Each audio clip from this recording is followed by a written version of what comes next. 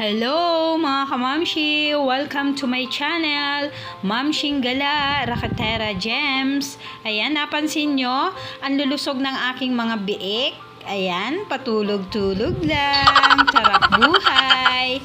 So ayan, update po tayo today. Sila po ay ipinanganak nung December 4. So ngayon, pang 3 days na po nila ngayon. Yan po yung anak ni Luna, yung aking inahing baboy.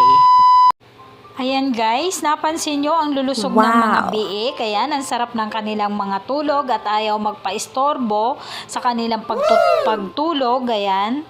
So, ito yung anak ni Luna guys. Yung si Luna, yung aking inahin na nag-self-laboring. Ayan, si Luna, ayan po nakahiga.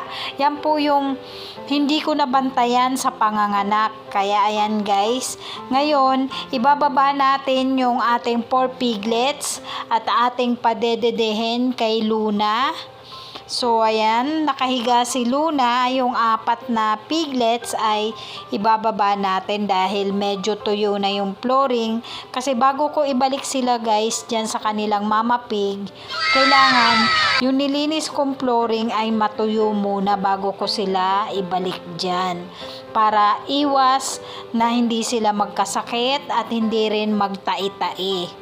Ayan. Yan ang purpose po ng paglilinis sa area na yan dahil kailangan na tuyo yung flooring na paglalagyan nila. So, kung napansin nyo guys, sa ibang farm ay pagkagaganda ng kanilang kulungan, naka-elevate pa. So ngayon, medyo kulang pa yung budget natin dahil wala pa tayong pampagawa ng ganon. So ayan, magtsatsaga muna tayong ating tuyuin yung flooring nila. Ayan, para medyo makatipid na rin naman tayo. So ayan guys, dedede na yung ating 4 piglets. So ayan, dahil 4 lang naman sila, so ayan, nagsawa sila sa dede ni Mama Pig. Ayan. By the way nga pala, si Mama Pig ay hindi pa rin pwedeng basain yung kanyang buong katawan. So, mainit ang panahon natin today. Kailangan yung kanyang ulo, yun lang ang part nating babasain. Ayan, sa may part ng ulo lang dahil sobrang init ng panahon dito ngayon sa Calatagan, Batangas. So, ayan, pwede natin basain yung sa may part ng ulo. Pero yung buong katawan ay wag muna. Ayan, ganyan kami ka-alaga sa aming mga alagang baboy at sa aming 4 piglets. Ayan, para iwas na rin na hindi siya magkasakit at hindi rin mabinat. Dahil yung isang hayop, guys, ay nabibinat din yan. Lalo na't hindi pa nawawala yung kanyang mga biik. So, hindi natin muna siyang babasain para hindi na rin siya mapasma, 'di ba? Kumbaga sa tao, meron din binat 'yan. Kaya ayan, ganyan natin kaalaga yung ating mga alagang baboy. So, ayan.